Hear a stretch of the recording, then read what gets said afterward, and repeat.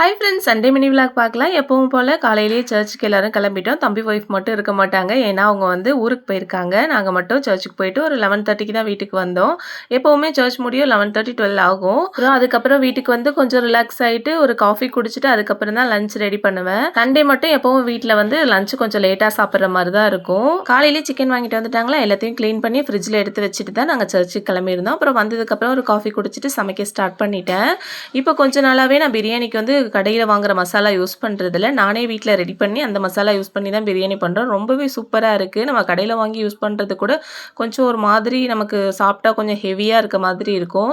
எப்போ இந்த மசாலா நான் ரெடி பண்ணி பிரியாணி செய்ய ஸ்டார்ட் பண்ணேனோ அதுலேருந்து வந்து ரொம்ப ஹெவியாக இருக்கிறது அந்த மாதிரிலாம் இல்லை. பிரியாணி சாப்பிட்றப்போ ரொம்ப சூப்பராக இருக்குது. அப்புறம் இன்றைக்கி லஞ்சுக்கு வந்து சிக்கன் பிரியாணி பண்ணிவிட்டு லிவர் பெப்பர் ஃப்ரை பண்ணியிருந்தேன். அப்புறம் வந்து எக்கு பாயில் பண்ணியிருந்தேன்.